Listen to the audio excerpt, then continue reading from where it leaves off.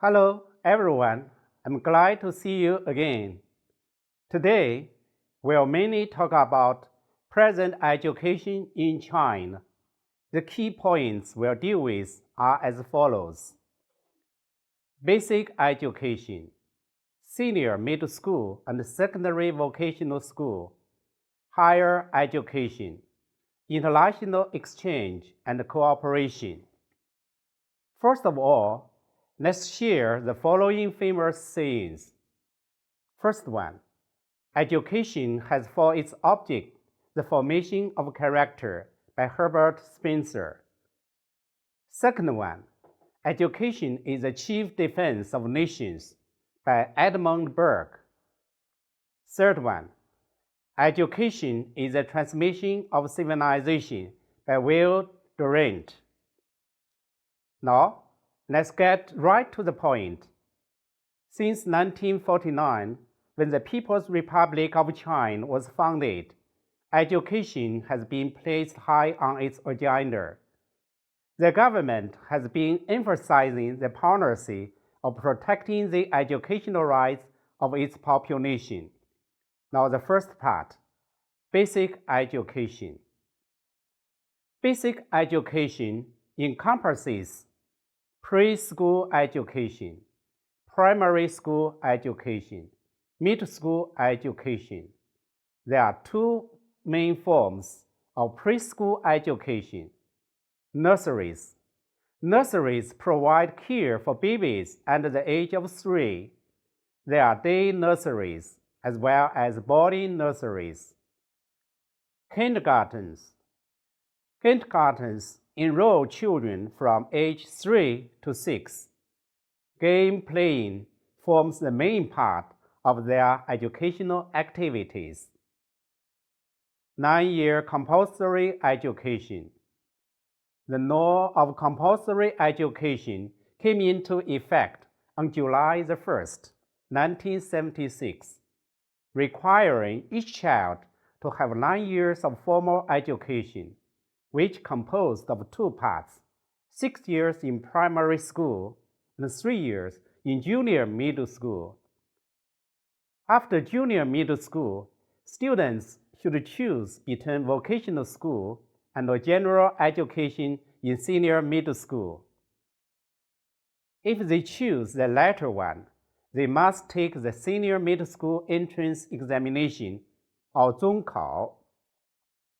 Second part, senior middle school and secondary vocational school. The 3-year senior middle school education is a preparation period for the students to enter colleges and universities.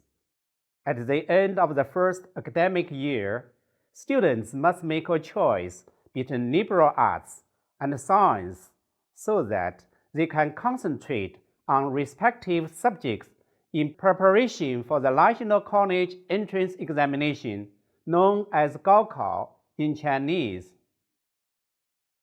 The National College Entrance Examination is an academic examination held annually in China, aimed to select senior middle school graduates for college admissions.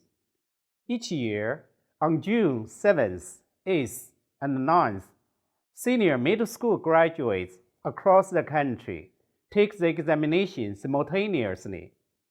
Because of COVID-19, this year's 高考 will be postponed for 1 month.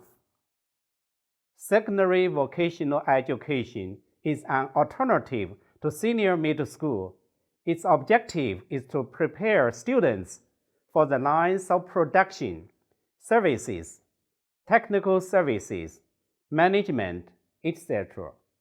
After 3 years of study, students can go directly into jobs in the relevant fields. Now let's come to the third part, higher education.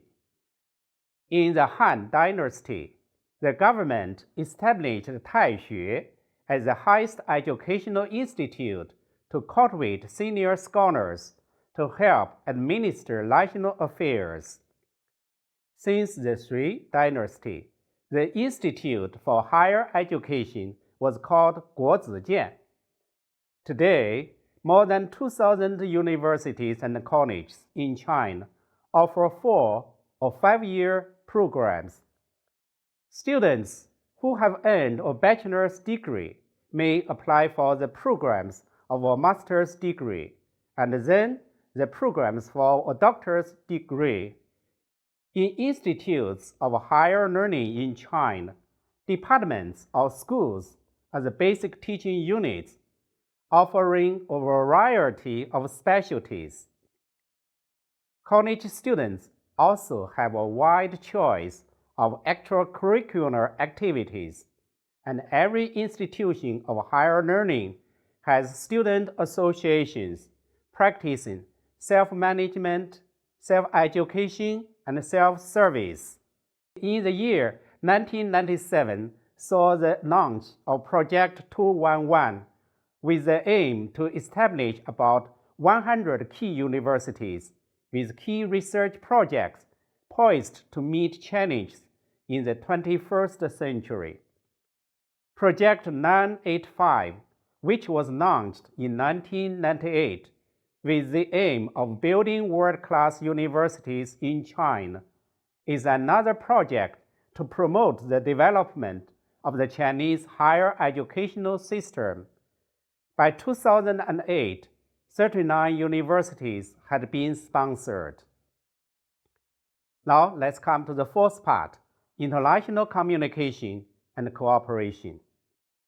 Since 1978, when China launched the reform and opening up policy, international communication and cooperation in education has moved on to a new stage.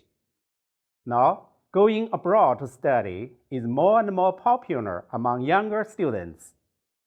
With the rapid development of China's economy, most of the Chinese students studying abroad make returning to China as their first choice for career development. Confucius once said, "Isn't it a pleasant thing to have friends coming from afar?"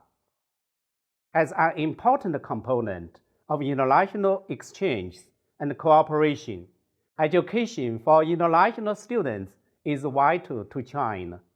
In 1950, China received the first group of 33 students from Eastern European countries. By the end of 2012, the number of international students in China had reached 300,000, who are from more than 200 countries and study in about 690 universities or colleges in China. Confucius Institutes are non-profit public institutions, usually under the universities and research institutes in foreign countries. Confucius Institutes are not universities of the general sense. They help to promote and disseminate Chinese culture and Chinese language education, and to deepen the friendship between China and the rest of the world. In 2004, the world's first Confucius Institute was established in Seoul, the Republic of Korea. By the end of 2013, 440 Confucius Institutes had been established in the world. Now let's come to the summary. Today, we've mainly talked about the present education in China, that is, basic education, senior middle school and secondary vocational school, higher education, international exchange and cooperation. China, as a developing country, is determined to catch up with the developed countries. I think that one of the best ways to do so is to give first priority to the development of culture, science, and especially education. Therefore, education in China should face modernization, face the world, and face the future. That's all for today. Thanks for joining us. Bye.